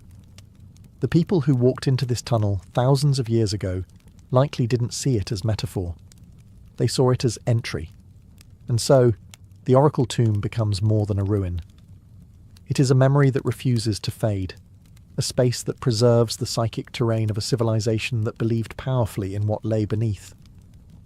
When Robert Paget and Keith Jones unveiled their findings in the 1960s, they did not receive the acclaim one might expect for uncovering a possible portal to the underworld. In fact, much of the academic world met their claims with skepticism, if not outright dismissal. Why? Because the oracle tomb didn't fit neatly into traditional categories. It wasn't a temple with inscriptions. It wasn't a tomb filled with artifacts. It lacked the grandeur of Pompeii or the documentation of Rome's civic structures. To many, it was just an odd tunnel carved into a hillside. A curiosity, not a revelation. And yet, the structure's precision defied that label. Its design, temperature shifts, alignment with ancient literary descriptions, and subterranean water chamber pointed to something more than coincidence. Paget's documentation was thorough, and his interpretation, while bold, wasn't without precedent. After all, sacred caves and prophetic passages are found throughout the ancient world, from Delphi to Eleusis. In recent years, a new generation of researchers has returned to Baya with fresh eyes and advanced technology. Ground-penetrating radar, underwater archaeology, and 3D mapping have begun to reveal the city's sunken secrets, including thermal bath systems, garden courtyards, and submerged mosaics, still intact beneath the waves. The oracle tomb, once ridiculed, is now being reconsidered, not as fantasy, but as a functional space within a culture that lived within myth. Even skeptics must admit, the engineering is deliberate. The environmental manipulation, from heat and darkness to acoustics and vapor, is purposeful. Whether it was built for a literal descent to Hades, or to simulate one, is now less important than this. It worked. Visitors would have felt changed by the journey. The tunnel shaped their senses, confused their orientation, and altered their state of mind. Whether through ritual, myth, or gas-induced trance, it brought them to the edge of something they couldn't name, and then led them back again. In this sense, the Oracle Tomb mirrors all great spiritual experiences. It doesn't give answers. It poses a question, one etched in silence and stone. Is this myth made real, or reality shaped by myth? Baya's Oracle Chamber has not spoken in millennia, but even in its silence, it still challenges us to listen differently, to look deeper, and to wonder if the ancient world knew something we have forgotten. Today, the Oracle Tomb of Baya lies mostly forgotten by tourists, overshadowed by the more famous ruins of Pompeii and Herculaneum. Its entrance is modest, unmarked by statues or triumphal arches. The tunnel disappears into the hillside like a secret, quiet, damp, waiting. And yet, those who step inside still describe the same sensation, a subtle tightening of the air, a hush that wraps around the senses like a shroud. Time has weathered its stone, but not its mystery. What makes this site so compelling, so eerily unforgettable, is not just its structure or its setting. It's the feeling it evokes, that we are not merely observing history, but brushing up against something older than history, a doorway into the psychological heart of the ancient world. The Romans, with all their roads and legions, still feared what lay beneath their feet. They built shrines over cave mouths, and made offerings to the dead at the edge of volcanic craters. They named the entrance to the underworld Mundus, and every August they believed the spirits of the departed walked freely among the living. Baya, with its boiling springs and sulphur-scented air, embodied this liminal space, not heaven, not hell, but threshold. The Oracle Tomb is one of the few surviving places where that belief feels tangible. To descend its corridor is to join a lineage of seekers, pilgrims, emperors, and perhaps even the mad, all of whom came not to find treasure, but truth. Or at least, a glimpse of it. What did they hear in that chamber? What did they ask of the Sibyl? What price did they pay for prophecy? We may never know. And perhaps that's the point. In an age obsessed with proof, Baya reminds us of something sacred, that some experiences were never meant to be fully understood. Some structures were built not to house answers, but to cradle questions, safely, in silence, in stone. So the Oracle Tomb remains. Part myth, part monument, part mirror, reflecting our eternal fascination with what lies beyond. It is a whisper carved into the earth, a ritual still alive in shadow, a gate that never fully closes, and for those who dare to enter, it still waits. She could flip, twist, or soar, Simone Biles had to survive. Born on March 14, 1997 in Columbus, Ohio, Simone Ariane Biles entered a world marked by instability. Her biological mother struggled with addiction, and Simone, along with her siblings, was placed in and out of foster care. There were moments of separation, uncertainty, and upheaval. For most children, such an environment can be overwhelming. But even in these early fragile years, Simone's spark began to flicker. That spark found its fuel when she was just 3 years old. Simone and her siblings were taken in by their maternal grandfather, Ron Biles, and his wife Nellie, a nurse and businesswoman. Eventually, Ron and Nellie officially adopted Simone and her sister Adria, giving them not just legal guardianship, but safety, structure, and unconditional love. To Simone, they were never stand-ins. They were, and are, Mom and Dad. It was in their Houston, Texas home that Simone's new life began to take root. One day, during a daycare field trip to a local gym, young Simone saw something that lit her up inside. Tumbling mats, spring floors, and athletes flipping through the air like it was second nature. She couldn't sit still.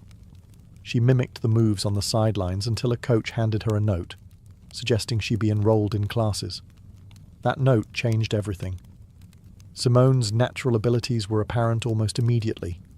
She had explosive power, an uncanny sense of balance, and what coaches later called air awareness. the rare ability to always know where her body was mid-flight. But more than that, she had a relentless work ethic and an unmistakable joy when she moved. Gymnastics wasn't just an activity, it was where she came alive. By the age of 6, she was training seriously. By 8, coaches whispered about her potential. She was still a little girl, small, quiet, with a shy smile. But on the mat, she was fearless. Her past was turbulent, her future uncertain. But gymnastics gave her control, focus, and purpose. Simone Biles wasn't born into privilege. She was born into adversity. But she didn't just rise above it. She flipped over it, twisting her pain into fuel. Long before she was a champion, she was already defying gravity. Simone Biles's rise wasn't an accident.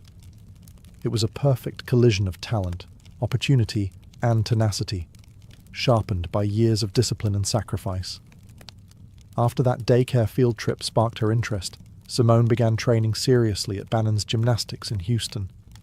It wasn't long before her coaches realized they were watching something special, not just raw skill, but an unteachable blend of fearlessness, explosive strength, and something rarer still, joy in the face of challenge.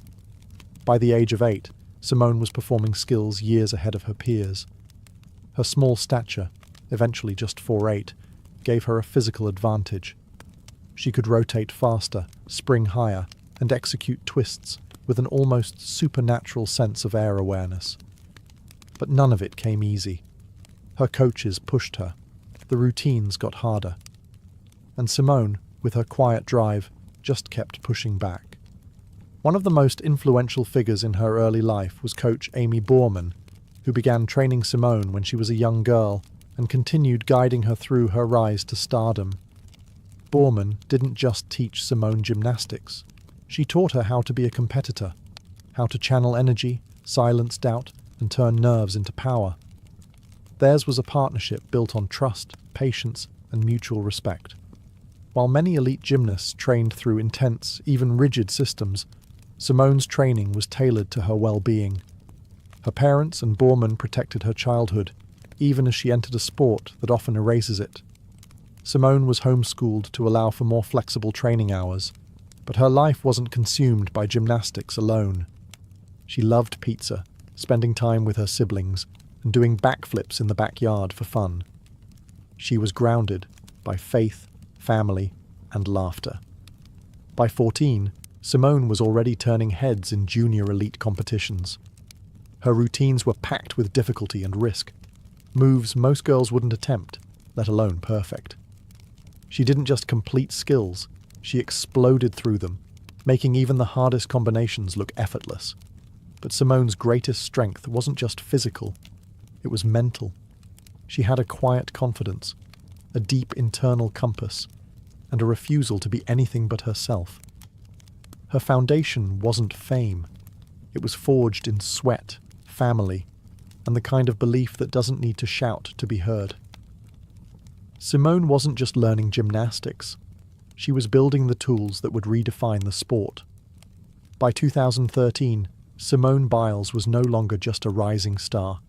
She was a force hurtling toward the global stage, unstoppable and uncompromising.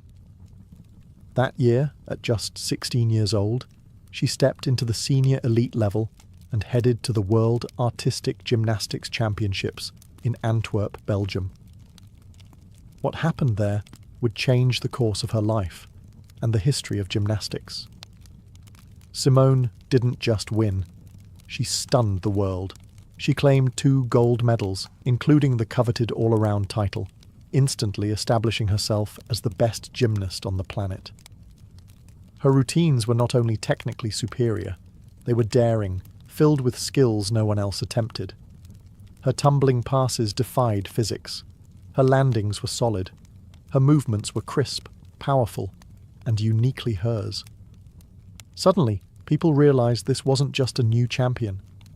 This was a gymnast operating in an entirely new dimension, and she was just getting started. Over the next few years, Simone would go on to dominate the sport in a way no woman ever had.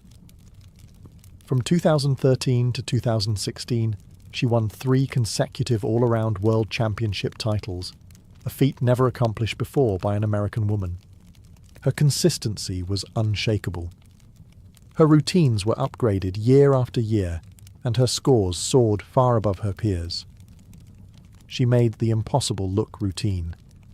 But it wasn't just her difficulty that set her apart. It was her presence. Simone competed with joy. While others showed nerves, she smiled. She danced between skills with a kind of radiance that lit up the arena. Audiences weren't just watching a gymnast. They were witnessing an evolution. Commentators, judges, and even former Olympians agreed. Simone Biles wasn't just winning competitions. She was redefining the very nature of women's gymnastics. Her rise also came at a time when the sport was shifting. The old standards of rigid beauty and passive performance were being replaced by power, personality, and authenticity, all of which Simone embodied. She didn't try to conform. She made the sport bend around her. And so, by the time the world began preparing for the 2016 Olympics, one thing was certain. Simone Biles wasn't just the favourite. She was the future. By the summer of 2016, Simone Biles was no longer just a gymnastics sensation. She was a global icon in the making. The world turned its attention to Rio de Janeiro, where the Olympic Games promised to be her coronation. Years of training, pressure, and anticipation had built toward this moment. And Simone delivered not just medals, but a performance that would redefine greatness in the sport. She entered the competition with sky-high expectations, and somehow soared even higher. Over the course of the Games, Simone captured 4 gold medals and 1 bronze, the most medals by an American gymnast at a single Olympics in over 30 years. She dominated the all-around vault floor exercise and contributed to the US team's dominant gold medal performance in the team final, famously dubbed the Final Five. But it wasn't just what she won. It was how she won. Her routines included moves so difficult that the scoring system had to evolve to accommodate them. On vault, she launched into the air with such power that it looked as if gravity paused to admire her. On floor, her signature move, the Biles, a double layout with a half twist, became an instant classic. Her artistry met brute force in a way gymnastics had never fully seen before. Crowds roared. Commentators searched for comparisons. But Simone Biles wasn't like anyone else. She was creating a new standard. Even fellow gymnasts watched in awe, not with envy, but with respect. They knew they were witnessing something rare, a complete gymnast in total command of her craft. And yet, off the mat, Simone remained grounded. She shared goofy selfies with teammates, laughed through press conferences, and gave credit to her coaches, her parents, and her faith. She wasn't just a competitor, she was a role model. Her success in Rio wasn't just historic, it was transformative. It shifted public perception of what women athletes could be: powerful, joyous, unapologetically dominant. She became the first woman of colour to win Olympic all-around gold for the US, breaking barriers not just in skill, but in visibility and representation. Simone Biles didn't just win the Olympics in Rio, she owned them, with grace, grit, and greatness. After Rio, Simone Biles didn't just return home as a champion, she returned as a global phenomenon. She was no longer only known within the world of gymnastics. She had become a household name, a symbol of excellence, and a cultural icon. But with glory came new challenges: the weight of fame, the expectations of perfection, and the quiet, growing pressure to keep going when the body and the mind needed rest. In the months following the Olympics, Simone's life changed rapidly. She went on a national tour with her teammates, made countless TV appearances, and even competed on Dancing with the Stars. She published a memoir, Courage to Soar, which became a bestseller. Endorsements rolled in. Magazine covers, red carpet events, interviews. Simone had become a star far beyond her sport. But beneath the bright lights, a different reality was setting in. For the first time in years, Simone was off the competition floor. And with that pause came reflection. Who was she outside of gymnastics? What did she want now that she had achieved everything the sport could offer? The pressure didn't disappear. It evolved. Now, every move she made was scrutinized, every comeback questioned, every competition came with the unspoken expectation: Simone Biles must win. But Simone is not built for complacency. By 2018, she returned to training and competition with renewed intensity. And she returned not as a girl chasing a dream, but as a woman reclaiming her voice. At the 2018 US National Championships, she competed with 2 broken toes and a kidney stone. Most athletes wouldn't have even stepped onto the mat. Simone not only competed, she won, with scores that blew away the competition. Her performance wasn't just dominant, it was defiant. Still, something deeper was stirring beneath the surface. The world saw the medals, the smiles, the gravity-defying flips. But few knew the emotional cost of being the greatest. The trauma of the sport's dark underbelly was beginning to surface. And Simone, more than anyone, was feeling the burden of carrying both the sport's future and its painful past. The time after Rio wasn't just about sustaining greatness. It was about surviving it. And in that space between triumph and truth, Simone Biles began to discover a different kind of strength. One rooted not in performance, but in vulnerability. For all her athletic power, Simone Biles' most courageous moment didn't happen on a balance beam or beneath the Olympic rings. It happened with a microphone in front of the world when she chose to speak the truth. Not about medals, but about trauma. In 2018, Simone Biles revealed that she was one of the hundreds of gymnasts abused by former USA gymnastics doctor Larry Nassar, a man who had preyed on athletes for decades under the guise of medical care. Simone's decision to speak out wasn't easy. She was, by then, the face of the sport, the brightest star in an organization now deeply tarnished. But she refused to stay silent. In a statement posted online, she wrote, "I am not afraid to tell my story anymore." It was more than a confession. It was a declaration. She wasn't just standing up for herself. She was standing up for all the girls who had been hurt, silenced, and ignored. She demanded accountability, not just from Nassar, but from USA Gymnastics and the US Olympic Committee, which had enabled his abuse through negligence and cover-ups. In doing so, Simone transformed from champion to changemaker. Her courage resonated far beyond the gym. Survivors around the world saw their own pain reflected in her voice. Fellow athletes rallied behind her. Lawmakers began to investigate. And the image of Simone testifying before Congress in 2021, tearful yet composed, became an indelible moment in American sports history.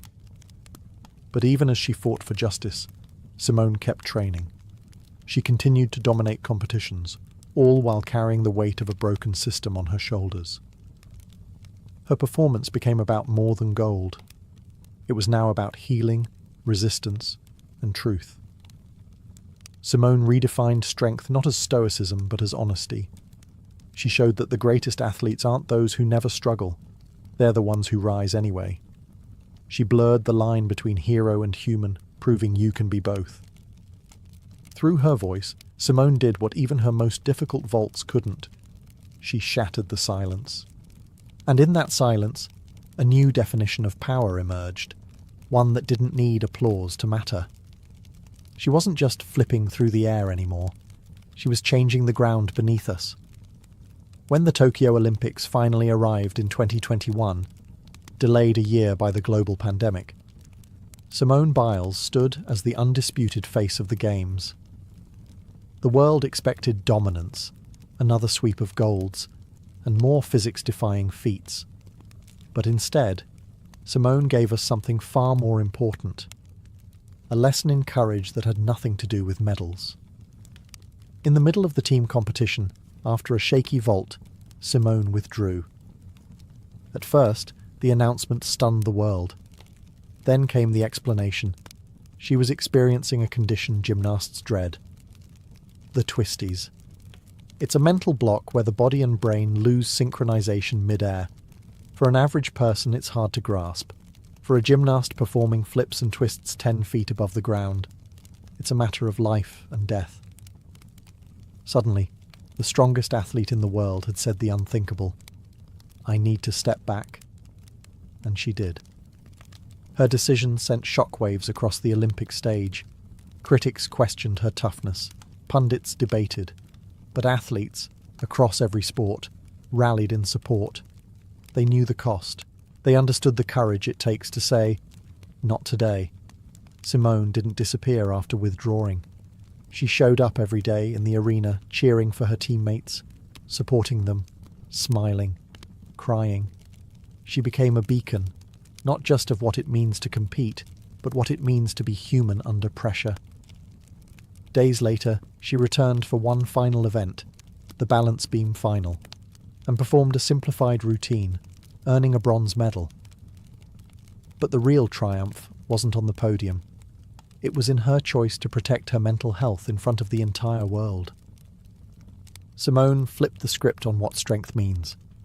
In a culture obsessed with pushing through pain, she offered a different model: wisdom, self-awareness, and radical vulnerability. She reminded us that even the most decorated athletes are not machines. They're people. People with limits, trauma, and needs. And that recognizing those limits isn't weakness. It's the deepest form of strength. In Tokyo, Simone didn't win 4 gold medals, but she gave something far more lasting. She gave permission to pause, to protect oneself, and to choose well-being over expectation. After Tokyo, many wondered if Simone Biles would ever return to competition.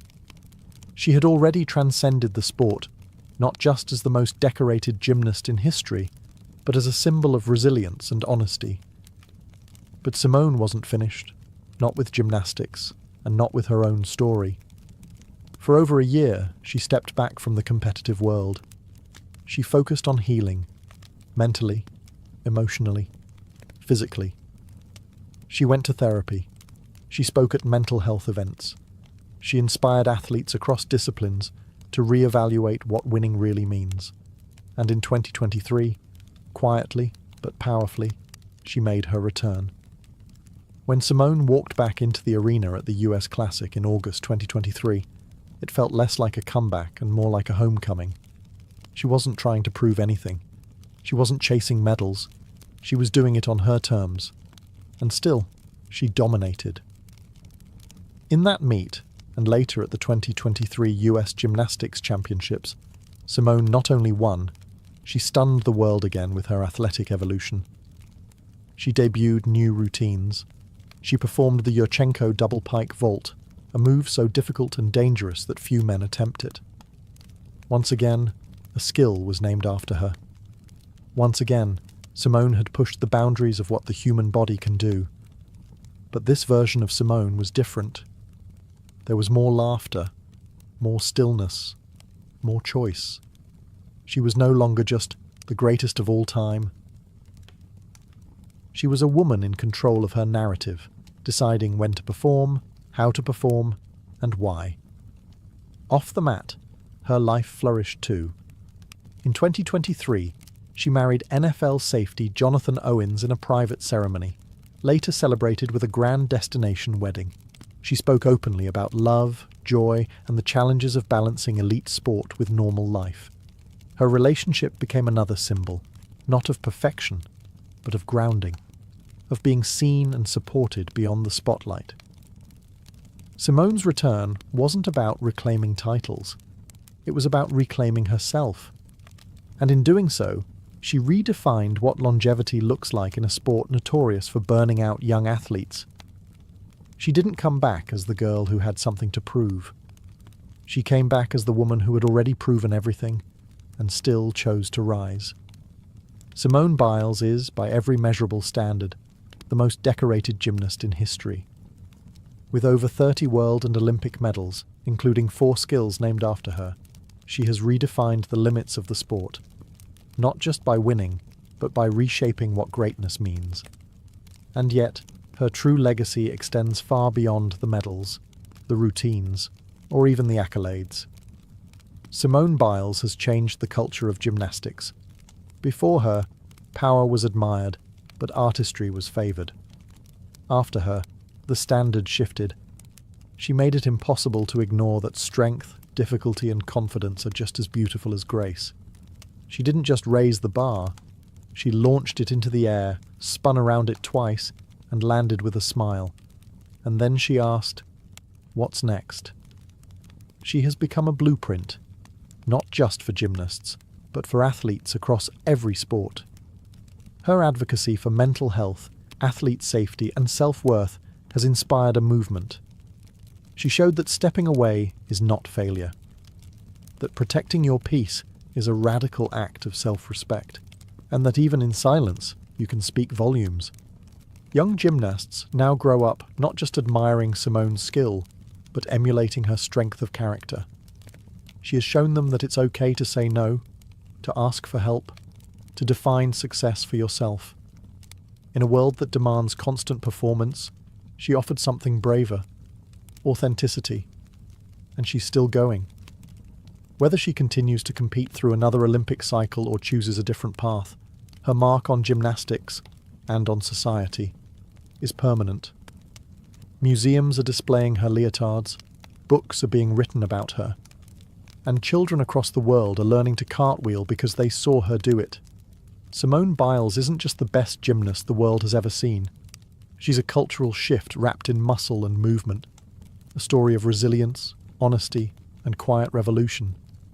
Her life proves that strength isn't measured by how much you carry, but by knowing when to set it down, that excellence means nothing without integrity, and that the most powerful flips are the ones that bring you back to yourself. Simone's story isn't finished. But even now, mid-vault, mid-flight, her legacy is already landing exactly where it belongs, in the hearts of those she's lifted, just by being herself.